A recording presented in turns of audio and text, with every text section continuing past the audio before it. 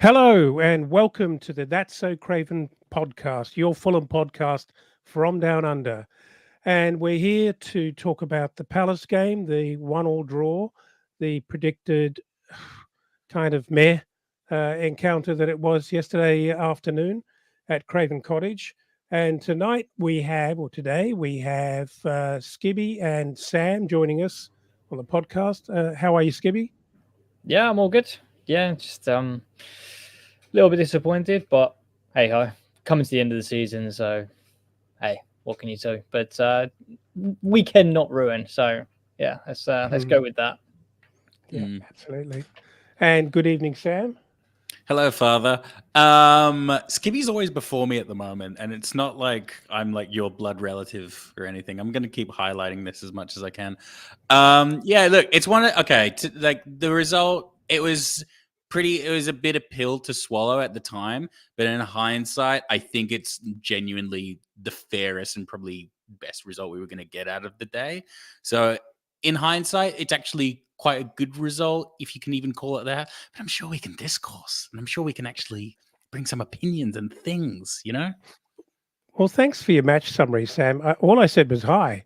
Yeah, should I leave now? Am I done? Like, Cheers, we'll catch you next week. Cheers for tuning in. Yeah. Yeah. Anyways, going back a couple of paces, another busy week in the Fulham universe, as always. Look, significant news this week. Tosin Adarabioyo confirmed as leaving the club at the end of the season. This has been about as a long-running saga as I can remember. It's obviously been rumored for a very, very long time, and we were trying to work it out. We're trying to work out whether Marco had a cunning plan. Obviously, the club indicated very clearly that they wanted Tosin to stay, but that was out of their hands because he was out of contract at the end of the season. Look, can I ask you guys how you feel about it? Just briefly. Let's talk about it in more detail a little later on, but just briefly, what your reaction was when you finally saw that confirmed on the airways.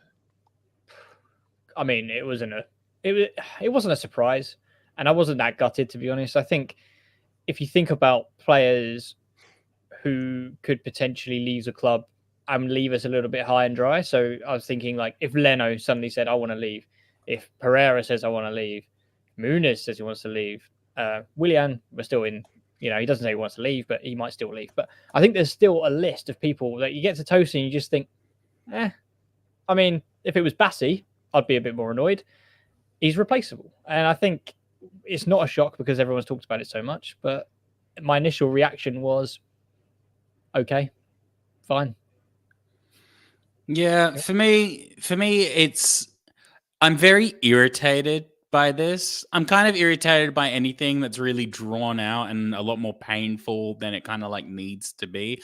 To be like seeing like a loved one go through a breakup where you're just kind of like, just leave them. Like, it's not going to get better. Just leave them. And it's been so drawn out. And I feel like it's actually, I'll go on record saying it. I feel like it's actually kind of spoken to Tosin's professionalism. I feel like this could have been handled a bit nicer and a bit cleaner. There's been a lot of kind of like alluding to staying, nothing really like confirming, but also not fully committing to anything. I'm really interested to see what the progression is of his career following this. Yeah, it's been very clunky and very awkward. It's not as bad as like the Mitrovic situation, but yeah, it's gonna be interesting to see the rest of his career following Fulham now. Yeah. Look, again, I'm interested in your initial reaction. I do want to talk about it a little bit later on, but I kind of, out of disrespect, I don't want to get bogged down on it, if you know what I mean. Yeah. So on a more positive note, let's talk about the That's So Craven Discord server. And for those of you who haven't heard about it, a more exciting thing that happened last week is we launched our Discord server. And for those of you who don't know what a Discord server is, it's kind of a chat forum where you can get your Fulham information from streamed in and copied in from various socials.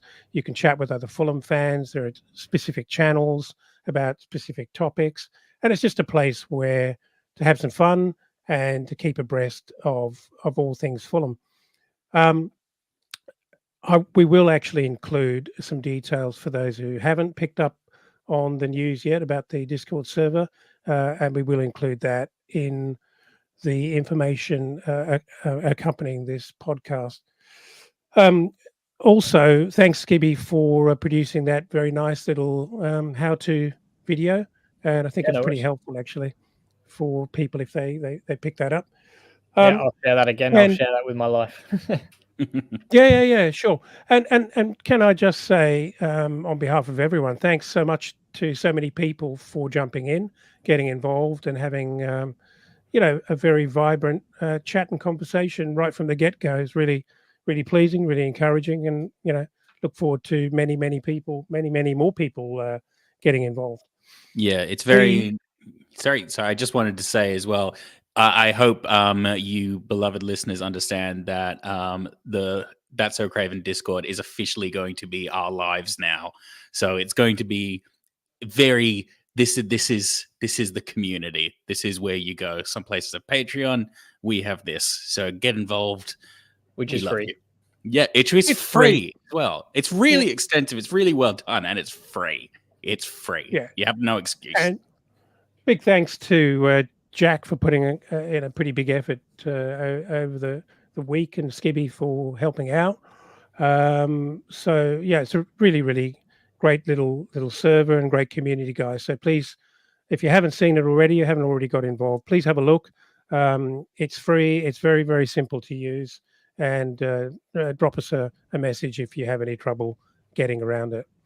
The third very, very exciting thing that happened this week, which may have gone under the radar somewhat, is that our very own Skibby and Dave met for the first time in real life. Oh my god! I did. In a pub near the cottage. Shared a beer. I'm interested to know, who wore what and who recognised who and who paid for the first beer, and did you use how that went down. protection? Yeah. You know what? The funniest thing is the first thing. So I noticed Dave. It's like the spotlight in a room of crowded people was on Dave. It was like lovely. Hungry Eyes started playing. Exactly. Yeah. But no, I recognized Dave. There was an embrace, a good greeting. But and then then actually Dave saying, "You're a lot taller than I thought you would be," and I was like, "Oh, well, thanks." It's kind of when you meet your idol, isn't it? Yeah. But no, it was good. And to be honest, that was all kind of down to the Discord. It just happened to be in the match day section. We just said, "Oh, I'm going to be in this pub." He's like, "No way, I'm going to be in this pub too." And there was a few things there, and I think Dave may have had a few more beers than me that day, but all credit to him. But no, it was good. And then we managed to do the pre-match kind of thoughts together, so that was pretty fun. But it was a cool, relaxed atmosphere, and there was a few people in the pub that I recognized from sort of the community. So there was sort of Cottage Tactico was there as well, and then I saw Norik, the Kosovo fan from afar. So sorry, Norik, you left before I got a chance to say hello, but no, it was really cool. But no, it was good to see Dave in the flesh, and the first of many, I'm sure. Oh, that's cute. I love that. Thanks for sharing your budding bromance with us, and we appreciate it. And I hope to see many more. And it wouldn't have happened without this podcast. So there you go. Oh, look at that! Look at that! Yeah. And if you want to find Skivvy in the wild, just go to the That's So Craven. We'll post this postcode there just for everyone. Yeah. And it's not free. Not an exclusive bromance. It's not an exclusive bromance. So there's more bromance to give. Polyamorous. It's a polyamorous. Exactly. Okay. Right, Crystal Palace. Right. Hey. Oh yeah, there was a match as well. Sorry. Let's talk about the match. Before we talk about the match, let's talk about the lineup. We did run a little poll in the Discord, and we weren't the only ones. I think the Twitter sphere was alive with polls about what will happen. I guess many people, there were a lot of respected voices commentating on the Tosin situation. But personally, I felt that Marco would actually have the final word on this and would actually confirm or deny the truth behind this rumor by his starting 11. And but beyond that, many people were questioning whether Marco, regardless of whether Tosin was leaving or not, confirmed whether Marco would play Tosin, whether he would send a message to the dressing room, and just how that would play out. In the end, there were a number of changes actually in this lineup. As we all knew, Diop replaced Tosin. Bobby Decordova-Reid was preferred on the right to Iwobi from what might normally be our presumed best 11. And Iwobi started on the left despite a fit Willian. And Willian was on the bench. And of course, the other contentious one, in the light of our recent discussions, was Harrison Reed was chosen to partner with Polina. Sam, how did you feel about all of those? Firstly, and again, leave the Tosin one for last. We'll have plenty to say. Let's just gloss over that for the moment. But tell me how you felt about the Lukic, BDR, and Willian shuffle of the deck.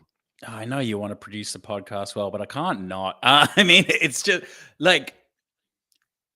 It's significant. I mean, I'm not suggesting really we ignore the elephant, but I don't want to have a half an hour discussion on Tosin. No, genuinely, it's more just like it's more just like I just don't want to forget. But I just thought it was just so ballsy, and like Silva.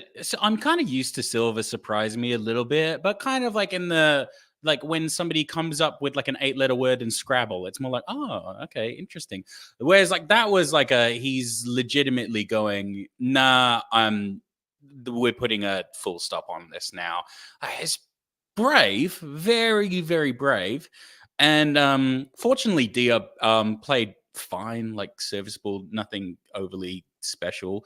But like it was really. I mean, I kind of knew Silva had that in him, but I was quite surprised.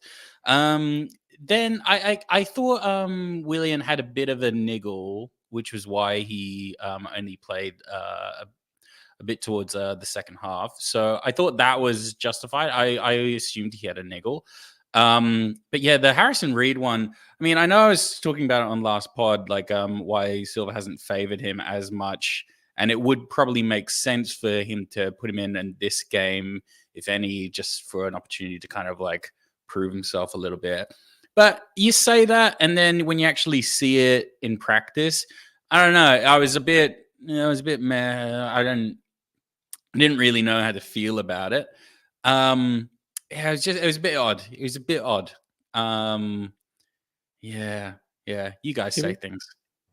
I think Diop, given he hadn't played much this recently, I thought he did very well, considering there is an element of rustiness.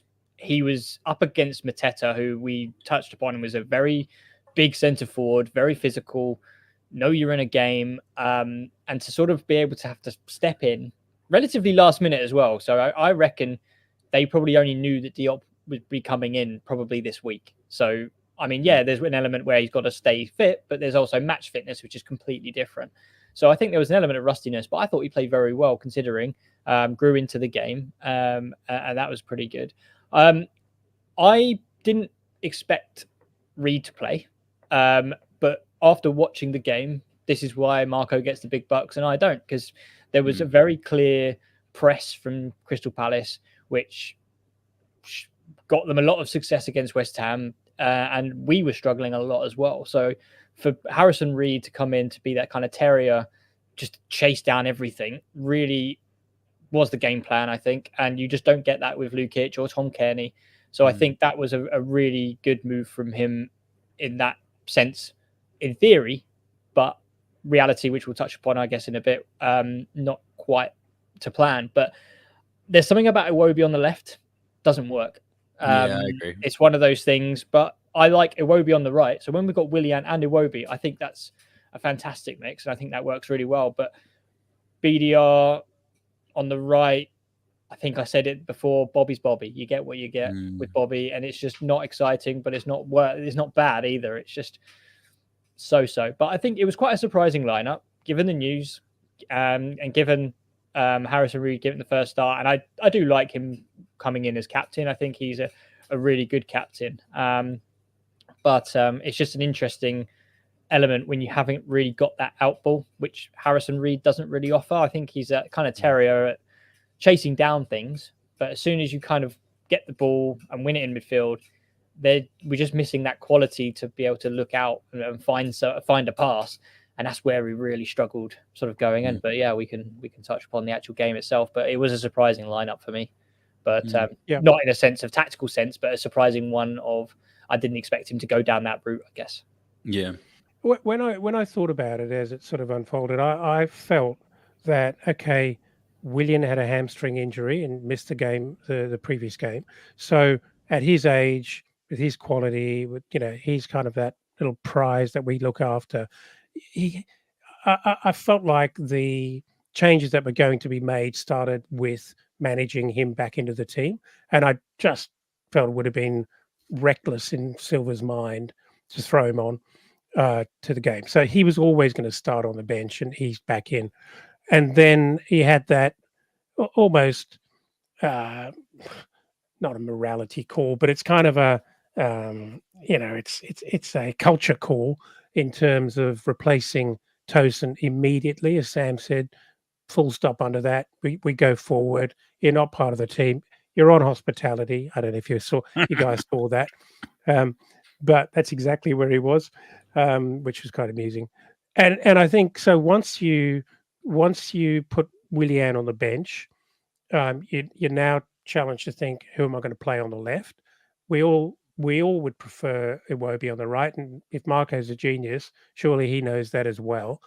And then that probably instructs you as to who the best partnership is going to be in the midfield. And I kind of feel like that's how the whole thing was built up. And well, maybe there were pure tactical thoughts behind Bobby Decordova-Reid and his defensive capability, starting as opposed to someone like Wilson, for example, starting on the right and giving us near nothing defensively. Who knows? But it feels like that's probably where it was coming from for me. I really felt quite sorry for Diop. I mean, they pressed us pretty hard and right from the get-go, and his gangly little legs looked pretty rusty. And I was just crossing my fingers and hoping and praying that we weren't going to come unstuck as he took that 10, 15 minutes to get into the game and get back to Premier League match fitness. There's no discredit to him at all. It's just something, he's had no rotation whatsoever with Tosin. He's been benched or not even part of it for quite some time. And like you say, I'm sure he's been training and keeping himself very, very fit, but it's just not the same thing. And you'd expect a normal reintroduction to be minutes in the second half coming on and just finding his feet, maybe at a moment where he could ease himself into the game. The game was a bit more open and they weren't pressing. But he had an absolute baptism of fire by the Thames on his knees. I thought it was really tough on him, actually.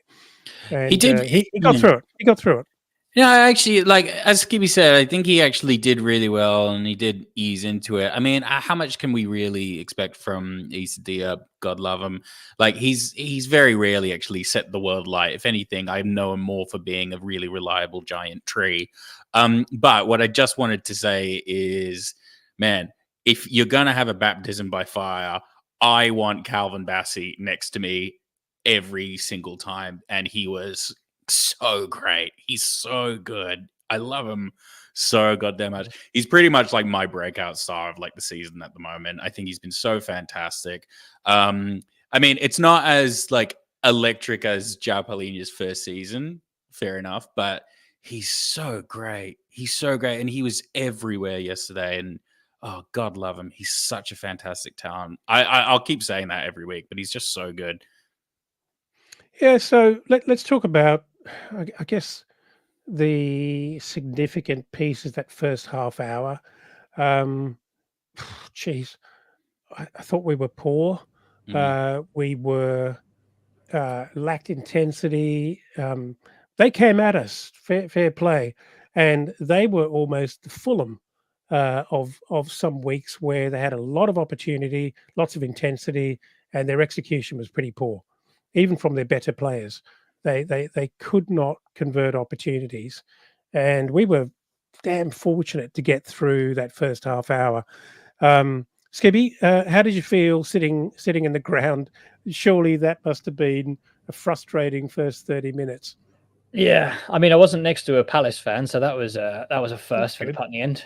So that was already a positive. But no, I was looking at my watch, just taking timestamps, like mental timestamps, to sort of mention on the pod, saying, "Yeah, we weren't in the game for the first 10 minutes, 20 minutes, 30 minutes, and we just couldn't get out. It was just like I think I said, the press was so ridiculous, and it's almost like this new tactic, which I think is sort of becoming a thing for sort of up and coming managers now. I think they've got a relatively young coach, and it doesn't surprise me that I think Coach Tactico mentioned before the game, which was, what are the similarities between Crystal Palace, Leverkusen, and I can't remember. I think it was like Inter Milan. And I was like, Jesus Christ, hopefully nothing is the answer to that. But I saw it, and it was ridiculous, because you kind of had a back three with the wing backs really high, unbelievably high wing backs. And then the wingers are actually kind of shadow strikers. And just Elise spent most of his time kind of in between Bassi and Reed, sort of in the centre mid. He would pick the ball up wide and really drive central. And then that left the wing backs really high that pinned back Robinson and Castagna. And it was just almost, as soon as you, like Diop, if they picked up the ball or Bassi picked up the ball, he would look up. Reed was and Palhinha were being pulled all over the place. Pereira, bless him, was running his socks off, but he was being pulled out of a position just because he was just trying to sort of counter any kind of pressing from Palace. And I think the man for me who really made their pressing work was Mateta.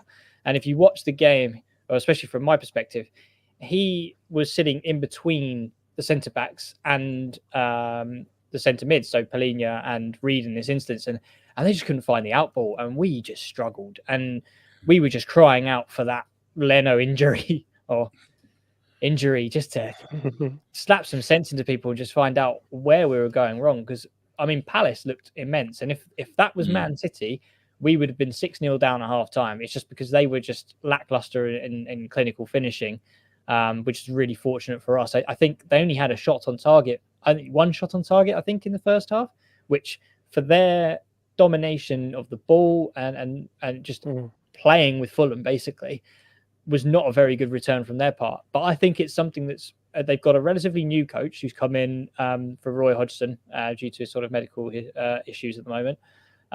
So I think next year, give them a full pre-season. If they can fully refine that method of playing, they will actually probably be a top 10 side. Because I haven't seen pressing like that since sort of like the Liverpool Cup game. Only the top teams I've seen who really suffocate Fulham. And Palace were one of those teams who just stopped us. And to be honest, it was a miracle that we got in at 0-0 at half time. But fair play to Palace. I mean, that's all I've got to say. Yeah, I remember you guys giving me shit last week, actually, when I was saying that Palace looked quite good, and they were in like a new transition period, and they were actually no, I don't think you were. I think you were on my side. But like the others were like, I don't think Palace are that good. But like, yeah, I actually completely agree, because they've got a very, very young side, very, very capable young side, and they kind of just needed a decent manager. Yeah. Oh, was that shade on Roy there?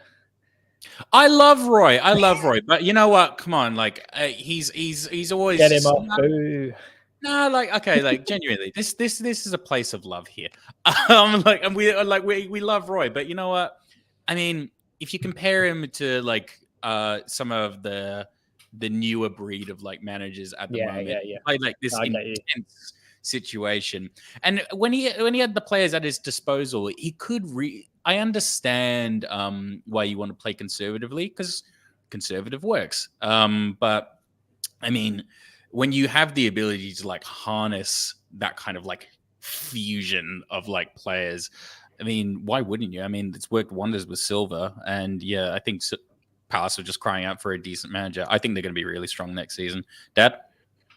Yeah, well, I think what's interesting about Palace, which I think we were kind of mulling over on the previous pod, is that new manager. I can't remember how many weeks he's been on board now, but it's not been long, and they've been pretty inconsistent, really hot and cold over the last month or so, but they have had some pretty impressive results, and maybe it kind of tells the story of what's happening there because they're actually putting in place something quite new. It's pretty exciting, actually. I thought they were what they were trying to do was pretty impressive, and it definitely was something we were not coping with very well at all. As Steve Reynolds actually does mention on the live stream following along, is that Fulham still cannot cope with the press.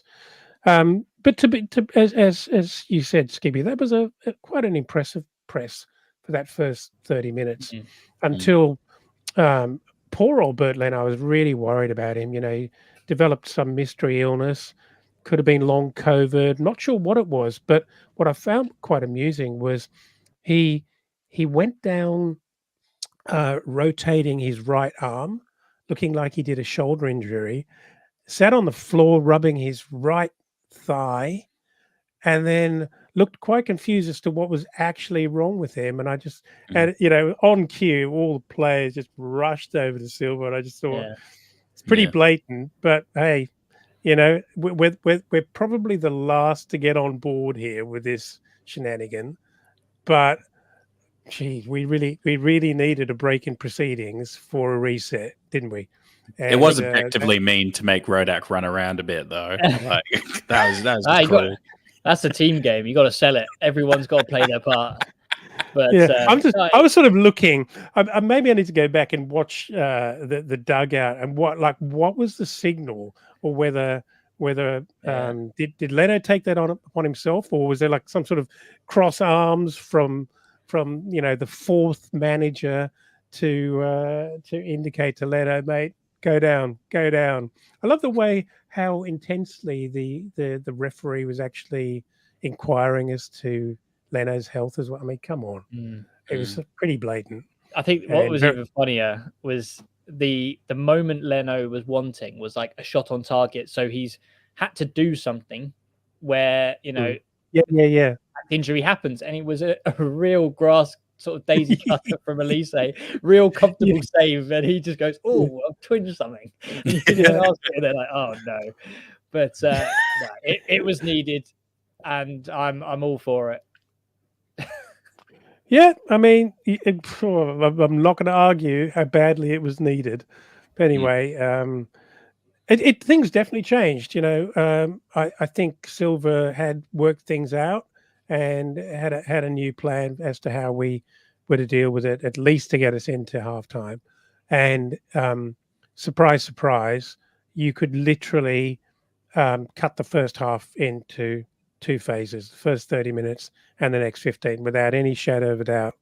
So we got to halftime. Sorry, Sam, you got something to say? I just got one question, just because I just don't want us to potentially like gloss over it. Because when we're talking about like dirtiness and just the dark arts, Joachim Andersen, how did he not get carded? Or how did he not get like more kind of like attention on him? Because he was, I'll say he was damn right reckless, you know? And like he's really taking the piss at a couple of points. And I was like, come on, like, I want to. As I said on our WhatsApp group, you know, look like a model, act like a thug, and you get away with it every single day. Honestly, pretty privilege has never been like so blatant. and he's just got that kind of, for the refs out there profiling, he just goes under the radar, don't we? He's the guy you love to hate and you want him back on our side because and I have to say that we'll come on to Mooney's a bit later on, but what I really like about Mooney's is he gets given some very, very serious treatment. And you never hear him complaining. Maybe his English isn't good enough to complain, and that's why he hangs back a bit. It's possible. I don't think that's the reason. Maybe I think you develop another level of confidence when you can swear in another language. Maybe. But I love the way he just gets up and gets on with it, because I reckon that stuff gets noticed. Look at Gary Lineker, made a career of it. He might be he might be the bitchiest little player around, but if you just look like you're never complaining, when you do get taken down, I think you generally get the benefit, and it's not a bad thing. Yeah. You go. Well, I was just going to say, there is all this horseshit now of just benefit of the doubt with certain players. And if, like, Muniz can actually get to a point where referees are just kind of like, oh, Rodrigo wouldn't do that. I am more than happy for that to be a thing and for him to just build on top of that. So it's not like him to stay down. So maybe it isn't worth a booking. But no, I mean, I'm telling you, it's a thing. It's a thing. It's an absolute thing. These refs are full time. They know players very, very well, and if you've been in the Premier League for a few years, you're a known quantity. And if you look at the likes of Mitrovic, and sad to say, even a couple of our players, I think they probably have a reputation of just being up in arms at every bloody thing, and it doesn't serve you that well. So yeah, long may it continue, and I think it's a smart part of his game that he's putting together. I think so. In we went. Sorry, point, though, if Anderson gets booked on a half an hour mark, completely different game. Yeah, 100%. If Muniz, it was really annoying me. I mean, he did so many quite blatant. Yeah. And I actually thought the ref was letting an awful lot of things go. He looked like he just didn't want to get involved and didn't want to be that guy that was blowing it up too often. But yeah, I didn't like the way he was letting things go. I feel that in the first half, we were probably on the receiving end of quite a lot of treatment that probably could have been pulled up. And it does affect the game. I don't care how you can go on about the fact that we should be better than that and stand taller than that, but it does affect the game. And as you said, if Anderson is pulled to heel really early on in the game, he wasn't even spoken to. He wasn't even spoken to or warned. And so, quite rightly, he just carries on doing it. Anyway, we get to half time, and with Silva being prepared to make fairly sweeping changes to the lineup, did anyone think that he might actually do something at halftime in terms of changes? I don't think so. I think tactical changes. I think this is something that I've always talked about, which is that trust in players, that he would love to get. He gives players a benefit of the doubt because he's got quite a good relationship with the squad, that he gets them in, tells them what to change, and if he doesn't see the improvement by sort of like 70th minute, then he pulls them. But it's very rare, especially in that instance where you're 0-0 at half time. You've had that kind of talk during Leno's injury, and you're starting to see things change. So I think for him to take people in, give them a little bit more coaching, what we need to change, and then give them the benefit of the doubt. But for me, popular opinion or not, for me, Palhinha was the one who was kind of like a downfall for us, I think, in the press. Like, he was sort of putting himself about a little bit, but he just wasn't probably doing as much as Reed in terms of closing down and tackling. And I actually think I put in the chat that I could see Palhinha, whether it be at halftime or just after, sort of being taken off for Lukic. And I thought that was a sense to me, which we've seen the stats where Lukic can offer the same, not the same intensity from a defensive perspective, but can do a similar job defensively, but have that ability to put a foot on the ball and find a pass. So that was my kind of take at half time. I didn't expect the change instantly, but I knew that it was going to come eventually, I thought. But that was probably my thoughts at half time, that keep it as it is and see how it goes. Yeah. I mean, I was actually pretty anxious during the latter stages of that first, well, very, very much so in the first 30 minutes. But I think we were very fortunate to go in even at halftime. I thought Elise was fantastic. Probably not his best game in terms of results and hitting the back of the net, but geez, he's dangerous. And I mean, Robinson had quite a lot to do trying to cover that side, and as did Bassi. But he seemed to just be able to carry the ball with ease and break through. I mean, he's pretty good on the ball. I mean, not only is he dangerous cutting inside and having a shot, but he's pretty good on the ball. He's a very, very, very good player. Geez, how much would you love Kudus and Elise in your side?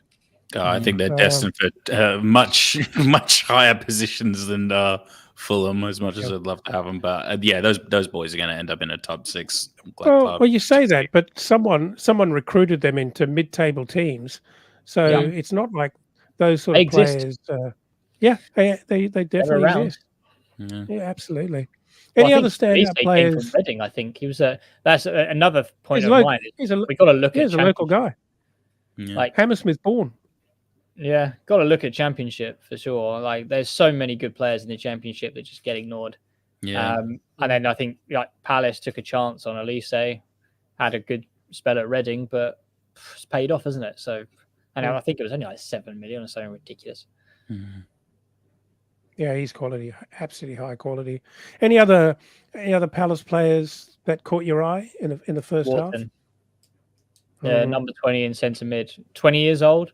Man, he looked. Is he 20? Yeah, man. He looked really good. Again, another one destined. Like the player pool for England at the moment is absolutely ridiculous. Like, and especially where we're sort of coming up to the international tournaments where we've got Declan Rice and we don't know who to put next to him because, Calvin Phillips has fallen off and Henderson's aging and somehow manages to get in the squad. But that sort of centre mid spot's available. And there's, you've got Gallagher, you've got Wharton coming through, you've got Maeno from Man United. Like, it's unbelievable. The talent is coming through in centre mid. And Wharton for me is another one. Like he's classy, isn't he? He's very classy, very good on the ball, and he's got a brain as well. He's very, very good. Exactly. When we talked about football IQ, like how important it is, like it's brilliant that you can do all these tricks and find a pass and all of that stuff, but to know where to be on the pitch at what time is just something you can't really coach. You either got it or you don't. And he was just finding these gaps, and he was just unbelievable. And I think he was probably one of my man of the matches from my perspective. He was just everything that Palace were managing to find the gaps and finding the ways to get forward. He was always part of it, and fair play. He's a talent. Yeah, I couldn't agree more. So moving on to the second half, the 7 minutes into the second half of the 52nd minute. Beautiful move. Yeah, absolutely. Oh, is that what happened? Is that what it was? Yeah. Well, actually, a nice bit of sleight of hand from Bobby. I'm not sure if he meant to leave that or he just couldn't get to it, but obviously the pass comes in from Castagna, which is a good pass. And our man's got his head on it, who nearly smashed into the upright as well. But he looked pretty keen to get on the end of that, didn't he? And I'm very, very pleased. With all respect, Phoebe, I'm very pleased that he scored that at the hammy end, and for the home support who went nuts for him, and great to see him back on the score sheet. Yeah. It's a fantastic goal. Really, really well worked. Honestly, that was one of those goals where I got really, really pumped for that because, 15 minutes beforehand, I couldn't see us coming through with something like that. It really, really changed the tempo of the game. We really, really needed to score first. And I love when Muniz scores. Like when Muniz scores, it just makes me happy. Like it's not that deep. It's just I love supporting this kid. I reckon he's great. Anyway, and the dancing. I mean, it's a bugbear for most people. Is just like all these players dancing, but I mean, he dances every time, and I love him for it. I love a little bit of a Muniz groove on, all about it. I'm going to say, you know, I'm so happy that he's got a goal after a few weeks of going without, and you know, many people have commented on that. The true judge of the guy is how he's going to deal with his lean patch, and he's been fantastic the last 4 weeks. His effort, his contribution, he's been terrific, and I think he's impressed everyone. Any doubters that this is not a player, I think, have been kind of put to bed. And I'm going to say that for me, even if he didn't score yesterday, he'd be up there with my better players on the pitch for Fulham. Absolutely. I thought he was really, really good. Once again, we talked about this. We've been talking about it for a couple of weeks now, but once again, his contributions are intelligent. His layoffs are really, really good. He made one, you know, it's a little bit overhit, but geez, he knew exactly where he wanted to put one ball where he was under intense pressure. Yeah. Oh, what a ball that was. Oh, it's incredible. So quick. He knew exactly what he wanted to do, and he was under intense pressure to actually get a foot to it. And even the little spin that he did in the first half, where he shot one over the crossbar, but he had no right to actually get a shot away there. And he just works so hard, and he seems to be very grateful for being out there and just making a contribution. And the goals are a bonus. And I just love that about him. And it's so good the degree to which the crowd and the fans have taken this guy kind of into their arms, because I think it's just a really lovely matchup, because I do think it's carrying him. He feels the love, and I think he's just growing from week to week. Sam. It's if you compare it as well to like Vinicius, I mean, everyone's a genius in hindsight, but it really just speaks to Silva for like sticking with this kid, because he must have seen his general attitude and general demeanor, because there was a very clear period where we were all kind of going, really, you're going with Muniz over like Vinicius is a little bit more proven, and we couldn't really get it. And I mean, that decision to just back Muniz over Vinicius, when there was a period where they were kind of neck and neck for who's going to be backup, it's just aged like fine wine. And yeah, again, just as we like to do, just credit to Silva. He just sees it, doesn't he? Yeah, and I think there's an element of when you watch sort of Mitrovic when he played, it was a long ball up to Mitrovic, and his first touch would never be great, but he would be able to sort of hold the defender off to sort of recoup the ball. But Muniz has got this amazing first touch where it's down and he gets the ball out of his feet really quickly. And I think, and I may be wrong here, but this is just an element of what I see, but there's a little pinch of Pereira in him, which he's picked up, which is getting the ball out of his feet early and looking. So that crossfield ball to Iwobi was very much a Pereira ball. We've seen it time and time again where Pereira gets the ball out of his feet, quick turn, and ping, and just trying to catch people out. And I think that is sort of paying off for him, that he's playing with some great talent from Brazil, that you know, from Willian and Pereira, and he's actually kind of absorbing elements of their game. So the brute force chasing and fighting for everything is a Muniz thing, but I think that bringing the ball down, looking for that early pass out wide, is something that he's being coached into him, both by Marco, but also with the elements of Pereira, and seeing what works on the pitch. And I think that's what we're seeing, them working together and sort of building each other's game up, just to make him an all-round better player. And yeah, like you say, he didn't score for 4 weeks, but did he let him affect him? Not at all. He was fantastic, and he has been. And I'm glad he got the ball, and or the goal rather, in to sort of go in for bravely, like he did. He could have clattered the post to get his goal, but it just shows how hungry he is. And I think that's just another element that you can't teach, is just that hunger to be on the end of something and score is something you get in most strikers. But I think, he's showing that he is a package right now that any kind of Premier League team who plays with a number 9 would want. Yeah, I'm really glad you touched on the sort of finer points of what we're beginning to see with Mooney's. One thing that has to be mentioned, he's got incredible control of the ball, particularly a long ball shot at him. How good is his chest? How I was going to good say that. Absolutely. is his ability to either control it and take it down for himself or chest it on for others? I love the chest actually, but his ability to actually kill the ball is okay. It's not quite Berbatov level, but it's pretty damn impressive. When you've got Berbatov did a lot of those things in open play with no man on him, right? It's still impressive. But when you're a centre forward playing with your back to the goal and you've got a big man on you, to actually control the ball and kill it at your feet under your control is mighty, mighty impressive. And this boy's got some elements to his game, and I don't mind talking about it ad nauseum because it's exciting to witness, and it's an absolute treat. Geez, when you mention Vinny there, Sam, it just seems like such a long time ago. I know. It seems like 3 chapters ago that we were trying to get something out of Vinny, and it wasn't happening. And Mooney's was just, for me, not even in the picture. Yeah, and it's a remarkable story. Remarkable story, and long may it continue. So, a quick vote: is he our number 9 next year? Is he the man? Yeah, he's absolutely. But here's a question though: does he take the number 9 shirt, or does he stay 19 because he's got a tattoo of RM19? Oh, has he got a tattoo of RM19? I thought he had one of RM9. Oh, I think he's got.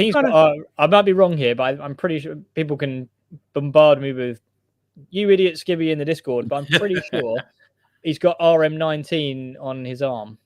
Well, I know he was very wedded to 9 because he wanted 99 when he first came here, and then they poo-pooed that. So, like, I just want to give him the number 9 just to be like, we love you so much. I kind of would love him to make 19 a thing, and for that to be the new thing that people and Brazilian kids and Fulham fans and Fulham kids want to have on their back.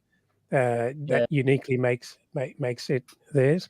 You just reminded me, actually, there was Brazilian coaches in the stand yesterday as well. Really? Watching Mooney. So he bagged in front of the coaches and gave Anderson a torrid time. So hopefully we're now starting to see a potential centre forward. Oh, how great would it be for him to play with, like, Rodrigo and Vinicius Jr. and just watching them all mesmerize defenses. Oh God, I'm salivating.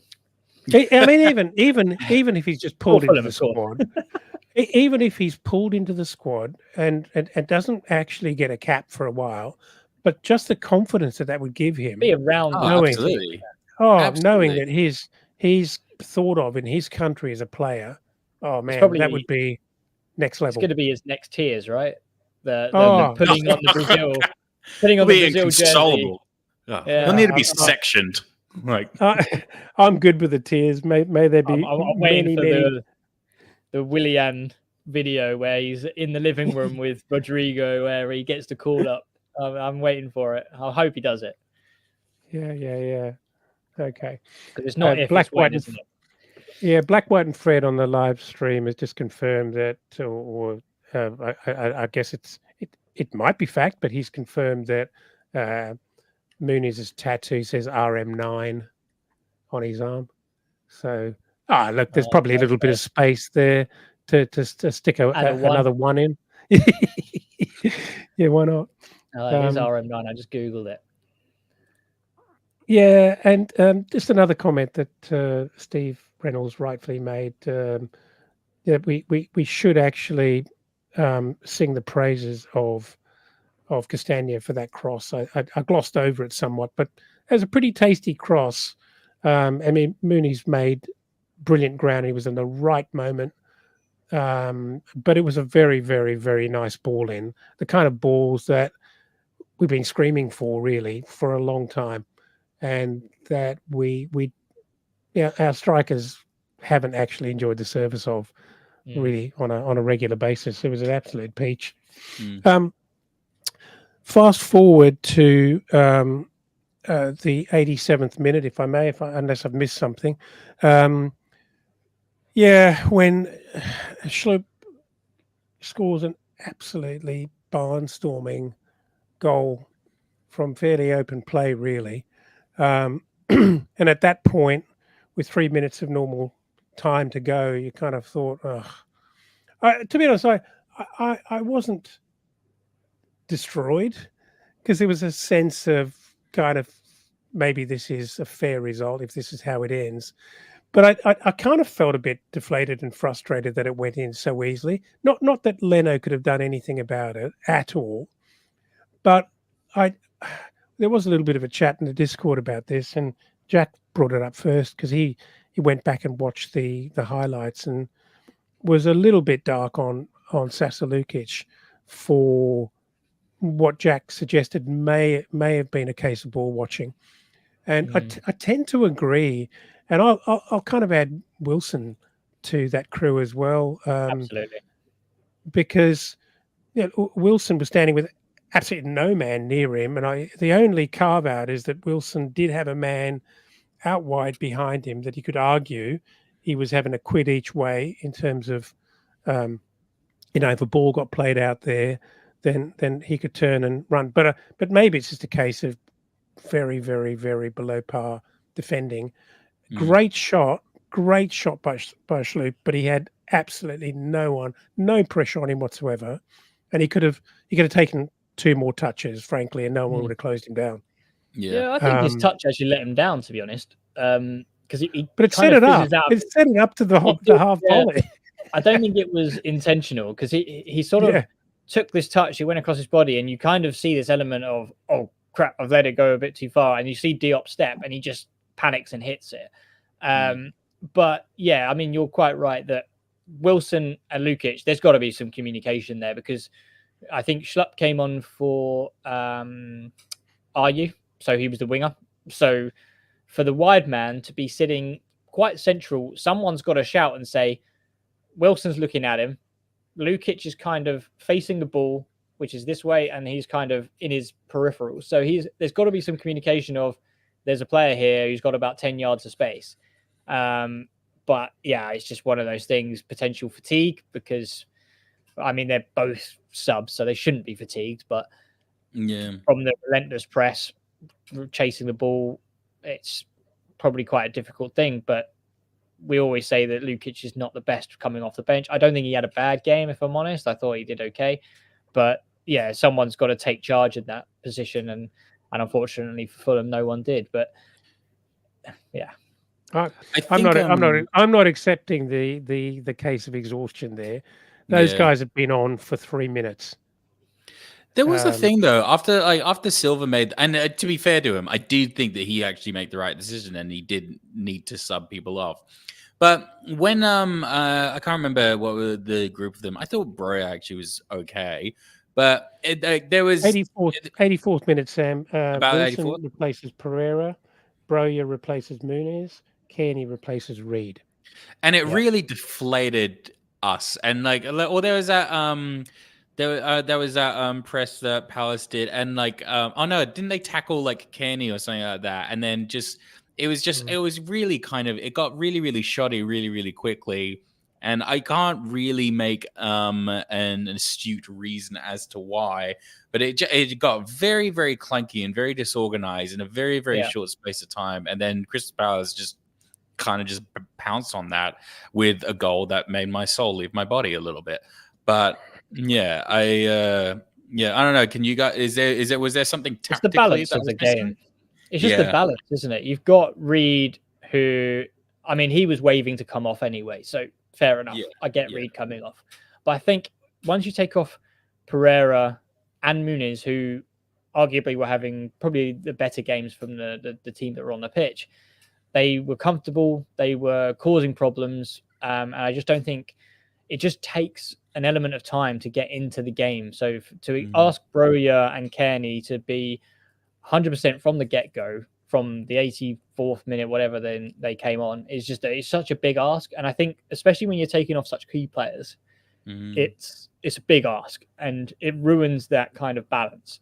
You've got to phase it. And I say this time and time again, is you can't take off Pereira and your centre midfielder, and in this instance, your striker, the same instance we had the other week where we took off Pereira, Kearney, and Willian.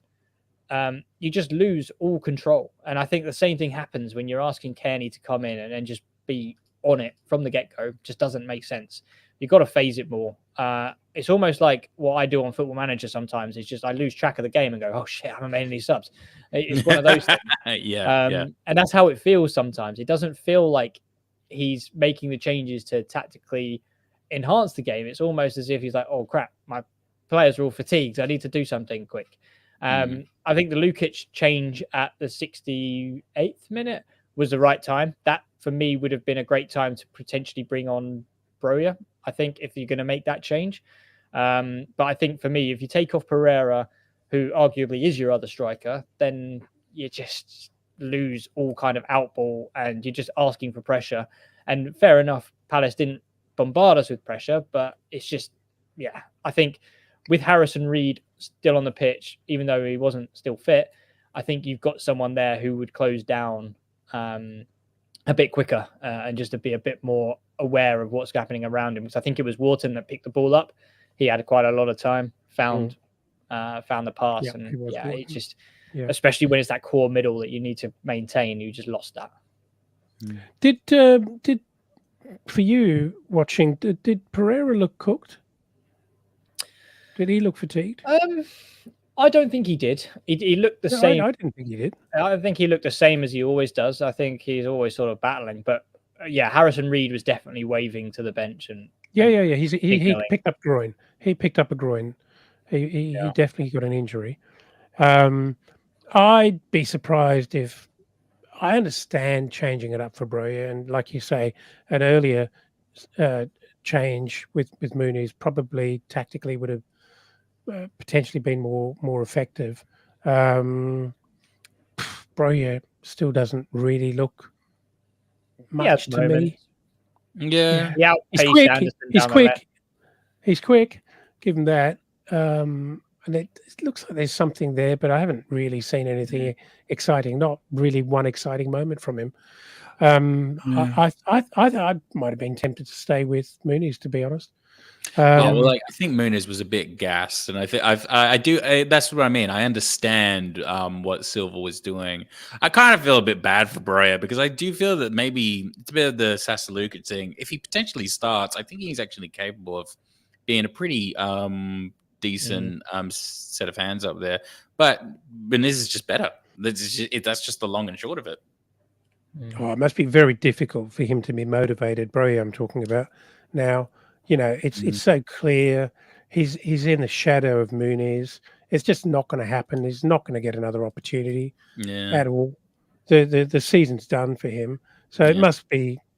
Yeah, I feel sorry for the guy. It hasn't worked out at all. Anything else to comment on there, guys? I mean, I just think fair result. I think that was the main thing. Really.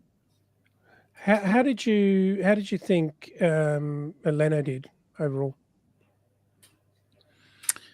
I mean, I didn't want Rodak to come on, and I feel like that says everything. I don't think that's not really answering my question, because I think I know every single week.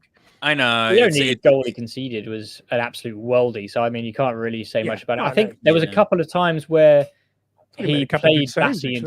He made some good saves. There was a couple of times he played Bassi into trouble, I thought, where there was in the first half, especially when we were struggling with the press, that I think Diop picked the ball up, played it to Leno, who then tried to do first time to Bassi, and it got stuck under his feet. And I was just like, bloody hell, Leno, just like, we needed to reset and just absolutely clear it at that point. But I would say that he had a solid game. But it's almost like he's Mr. Dependable, so it's kind of expected. Yeah. To be fair, I thought he did actually take the initiative, and when the press was pretty relentless, rather than trying to pray through, he did put in a surprising number of long balls yesterday to clear things and just get us out of trouble, which, you know, was the right thing. Guys, we've got a few questions which have come through on the Discord, and thanks to everyone who provided that through the course of today. I'd just like to run a couple of these past you. This one's from Fulham Fan News, who's thank you again, guys, for jumping into the Discord and for all your commentary so far and your engagement. Really appreciate that.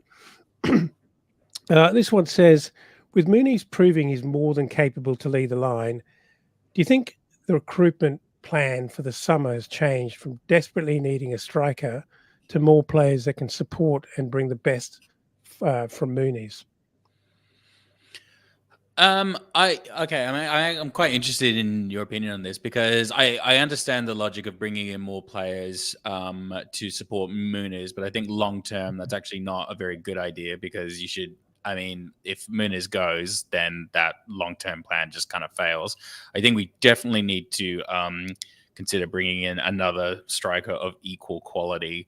One, to keep him on his toes. Two, we just need backup because, I mean, if Breuer comes on, we know that nothing's going to happen. It's indicative of a deeper problem there.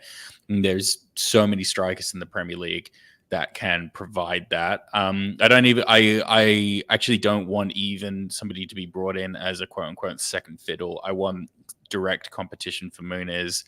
And I think he's still at a point where you could still dangle the carrot in front of somebody half decent and get a pretty decent player there. I want to see that happen.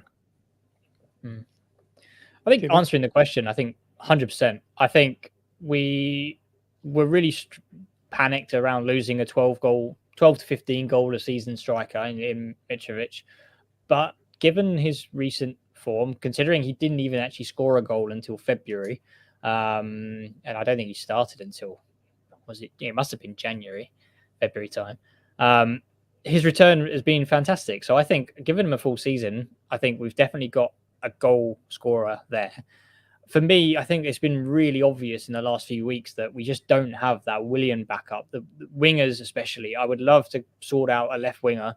I think we definitely need to find those players that can feed him, because I think we know what Muniz can do with a decent cross into the box. And I think at the moment we're just not able to create as such, especially when Willian is missing.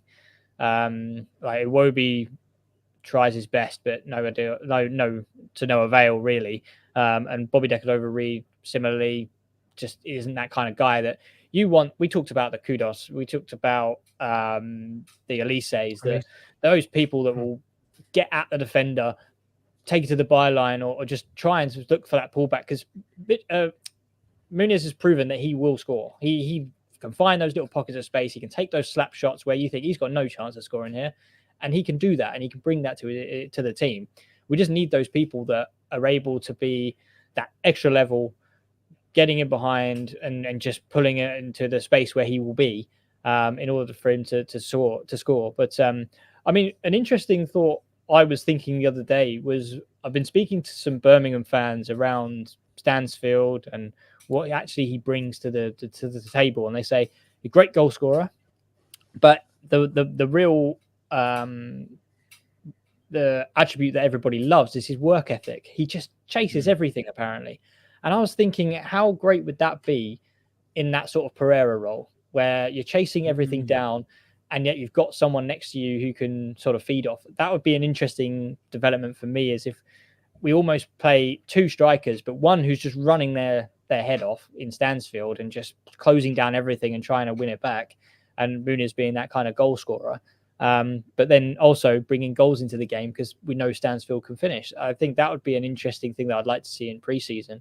But I think, yeah, definitely focused on finding that left winger, finding that real extra next level talent that we can, if we lose Willian, even if we don't, just someone who can come in and do that for us. But then also focusing on that centre back as Tosin is leaving. And I don't think Diop is the way forward. So I think it is a blessing in disguise that we're able to find something that we already have to fix a hole. And then we can start focusing on other areas, centre back and wingers, especially for me. Well, thanks, guys. I'm not even going to add to that because I think you've both covered it really well. We've got another question, a couple more questions here. One from Fulham Texan fan. I think that might be Eddie. Um, do you think Diop is the answer long term at right centre back? Personally, he looked uncomfortable the entire first half. Seemed better in the second half. Did anyone look comfortable in the first half? Yeah. Well, I think, taking that aside, because I think you're right, but He had some rustiness. I think that was obvious. how do we feel beyond his rustiness, which I think was to be expected, and he did get beyond that because he did improve. Um, the question is, does he replace Tosin, and have we nothing more to worry about, or do we need to go shopping in summer for someone else to rotate with him, or possibly for someone else to actually start and Diop to be the backup? I think he is a great squad player. I think he's shown that he can come in, and I think he's still got that quality about him. And I think if somebody said to me that it's going to be Bassi and Diop going forward next season, I wouldn't be too worried, if I'm honest.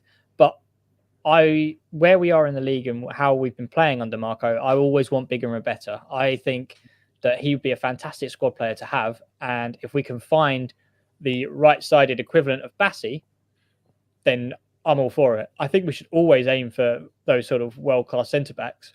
But yeah, I think he can be the answer long-term. And long-term being next season, I would say. But I think I would be disappointed if we weren't looking in the market for a full replacement for Tosin, who will take that centre back position going forward. But yeah, I won't be. I think there's a player in Diop still. I think we saw it yesterday. Considering I can't remember the last time he started a game. I think it must have been probably around sort of February time, January time, if not before.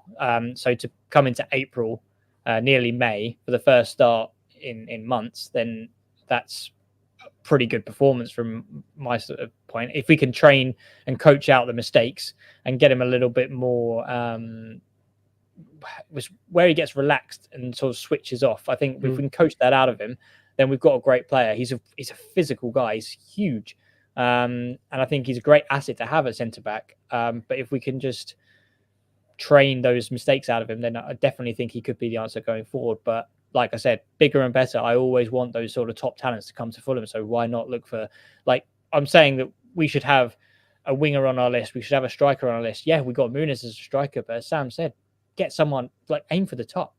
Like, aim for those people who are going to, don't just say, oh yeah, we'll just get in a freebie like Tosin because, you know, he'll just make up the numbers. But we want someone who is best in class in that position stats wise that we can bring into the squad. And I don't think we should go into next season and saying everyone's definitely got a place in the first 11.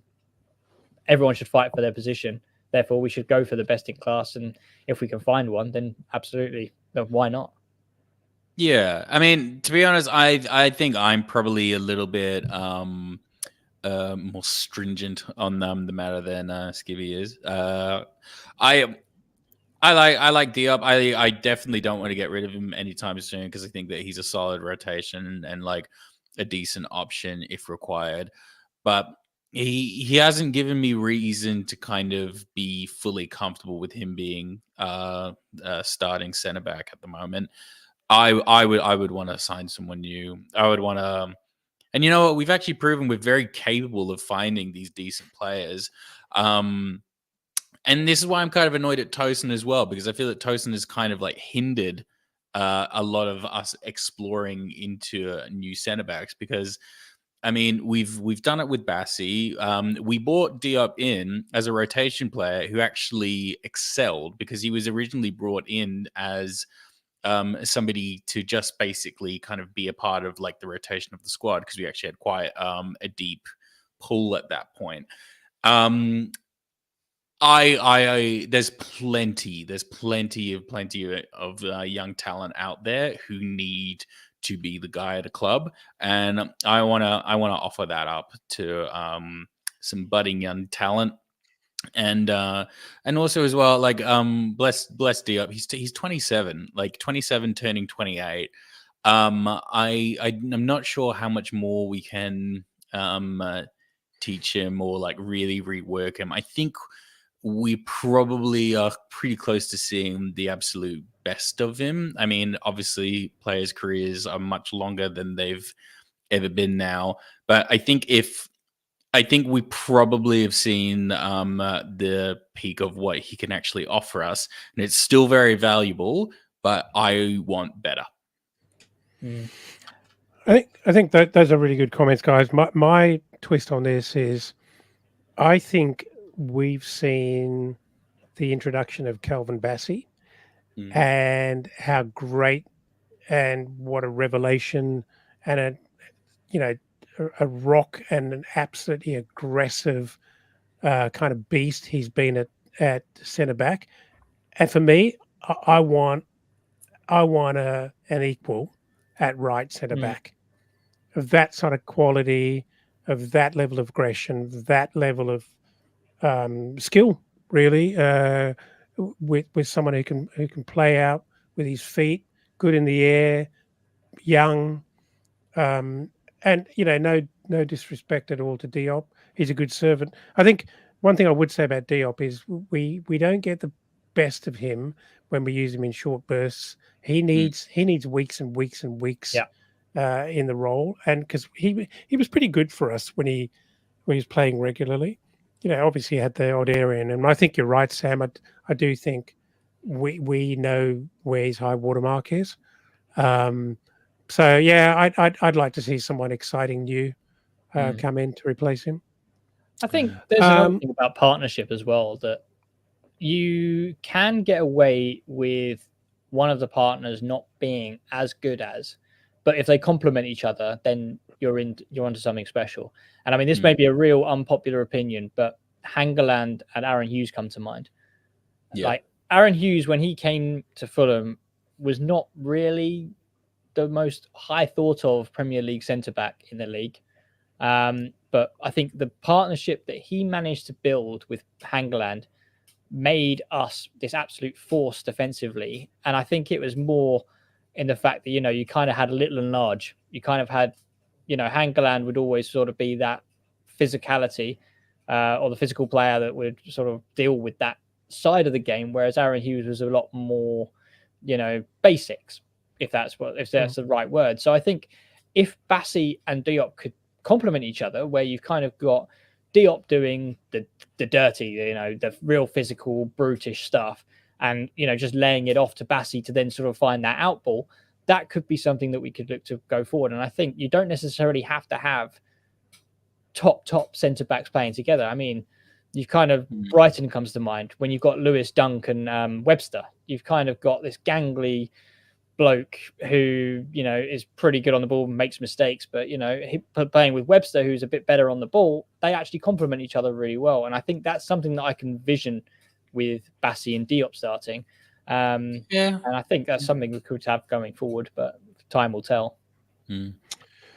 Yeah, look, my apologies to Black, White and Fred, who's both following on and also kindly sent in a question which I overlooked reading out. But I actually think we've answered it, but I will read it out. It's pretty much along the same line, which I realized why Jack put this on the same page.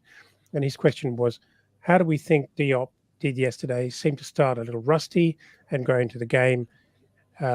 Is he going to be a starter next season, or do we need to find a new centre back?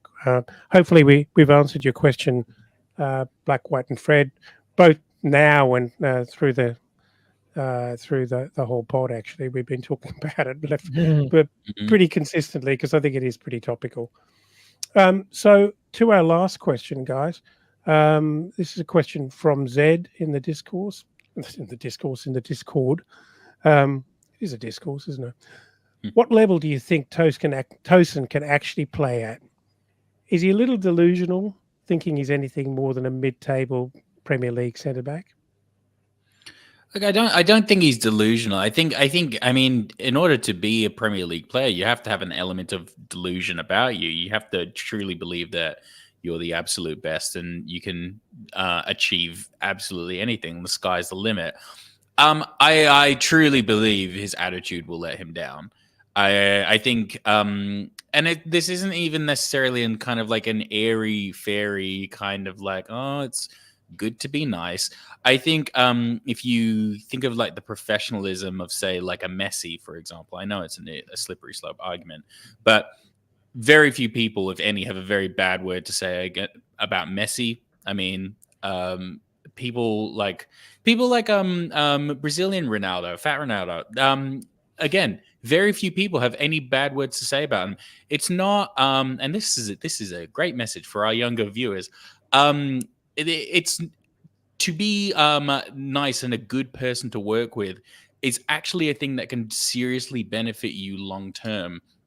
And I think if you actually like, if you think that you're better than where you are, it's not necessarily going to bode well for you in the future, because these ideas kind of carry on, and all it does is signal to managers, well, you think you're too good for Fulham and you want to come here. I'm not really sure how I feel about that. Polina is an amazing example of this. Polina was out the door, had one foot in Bayern Munich, and then came back to work the next day, ready to basically put everything behind him and then just go forward. If I'm Bayern Munich, if I am PSG, if I'm wherever he wants to go, even if I'm Man United, I'm looking at that and going, I'm not sure if I want to take this on. That's me. I know football is a very different game and there's a lot more to it, but yeah, that's just how I feel about it. I can see him going to Man United, if I'm honest. They Yeah, me lack too. centre backs. They don't really care about egos because, you know, Man United are exactly where they are in the league because they have an ego problem, if I'm honest. Yeah. And I think he'll fit the bill. But I think the one thing that he hasn't really taken on board, which I think will affect him, is yes, he's had a few Fulham fans, you know, a bit disgruntled about the way he's handled things, and you know, and that's one thing. But when there's you make a mistake, and you know, their fan base are relentless. I mean, So you look at Harry Maguire, and I'm going to go on record here and say that I still rate Harry Maguire as a centre back. I think me too. he makes a mistake, but I don't think it's always his fault. But it's been made into this kind of meme and this kind of joke that, oh, Harry Maguire again, what a donkey. And I can see him getting the same treatment because he is a high risk, high reward centre back. It's just how he plays. And I think he'll complement a top 6, maybe European kind of challenging club in the way that he plays. However, he's not refined. Therefore, he will make mistakes. So I can see him potentially going to, you know, West Ham, being that kind of player. But I think what West Ham fans don't realize is that he is basically Diop in the same way that they were so happy to get rid of him. But he is that player that can make mistakes. And he'll, for every 2 or 3 amazing games he'll have an absolute stinker or a horror mistake, which, you know, that will capitalize and be made fun of or become this kind of scapegoat. And I think he would become that scapegoat. But I also see him being a high playing centre back in terms of the quality of team, just because he's technically English national, homegrown. So he ticks that box for Premier League teams, and he's a freebie. And that is just a godsend to people. Like, you can see him going back to Man City just to be a tick box exercise. He won't get a game, but he'll fit the homegrown aspect, and they'll have him in the squad. He won't play very much, but you know, there he has got that element to him being an appeal to that kind of club. But personally, I could potentially see him going to a Man United or a Tottenham just to sort of tick that box, but also play, just because they're not necessarily that strong in the centre back area. But his stats, I think Cottage Tactico did some comparisons with Fulham centre backs, and he actually comes out quite flattering in the terms of how good of a centre back he actually has been for us. Therefore, I can actually see him going to a higher than mid-table, sorry. But whether he'll be a starter there, I don't think so. He'll probably just be a sort of a bit part player, especially when the mistakes will come, the confidence will drop just from the the shower of abuse that you get from these bigger clubs and their international fans. It's relentless. Yeah. It seems fitting, actually, that I get to have the last word on Tosin. Not that it's the end of the season, but I get to have a say here. Look, I see Tosin in two parts. One, his footballing ability. I feel like we have seen the best of him. I actually don't. I'm not sure that he is going to push on to a serious another level. I could be wrong. I could eat my hat, but and maybe a better team than Fulham can actually hide and absorb some of his mistakes from time to time, and they don't actually hurt that team as much as they hurt a Fulham team. Um, Again, I could be wrong, but my biggest issue with Tosin has always been what I've seen as his attitude.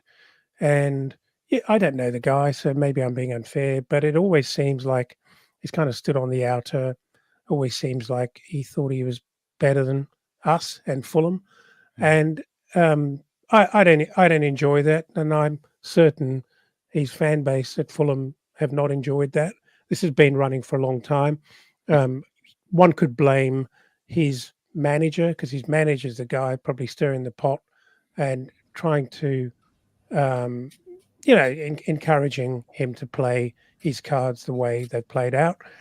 But I'd also say you tend to get the managers you deserve, because you're probably two peas in a pod. So he's old enough to pick the right person to represent him, and there's surely many different evils out there to represent you.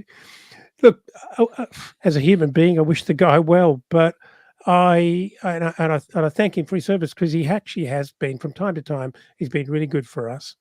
But in the final analysis, you want a player who wants to be part of the club, and it's as simple as that. And if he doesn't want to be part of it, move on, jog on, mate.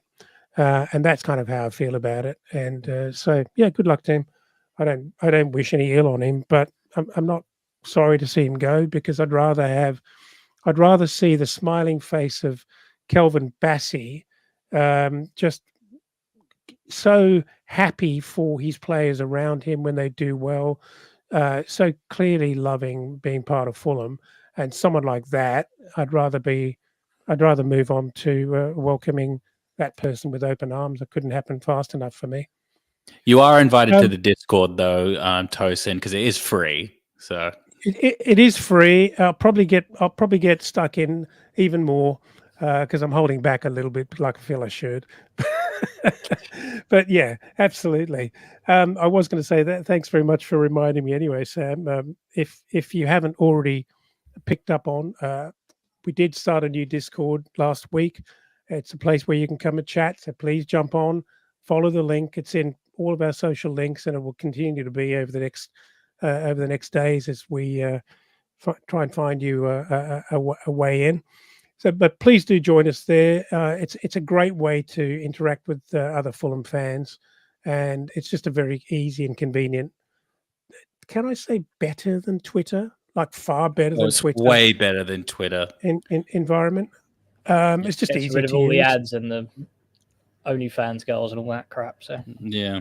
I mean, look, I'll go on OnlyFans if you'll join the Discord. Like, I mean, I'm sure I can work that out somehow. Like, you can feed it back into like the pod. Yep, thanks for that, Sam. In addition to that, please do like and subscribe wherever you can to the podcast. It really is helpful to us, and we really, really appreciate it. But by and large, please jump into the Discord, because that's really where we're going to be focusing our efforts going forward, and that's where you probably get the best bang for your buck, which is free. Skibby, thank you so much. It's been a long one, but I think there's been a lot to cover. I keep trying to keep out of and away from the Tosin conversation, but it has kind of dragged us along tonight. And I think it's necessary. Well, we had to have it. It was the biggest talking point of the week, so no, that's all good. But no, thank you guys for having me. And yeah, as I'm sure we've all said, join the Discord, and you may bump into me in a match day pub. So always happy to have chats. And tell me how wrong I am about things. So, no, thanks for having me, and look forward to the next one.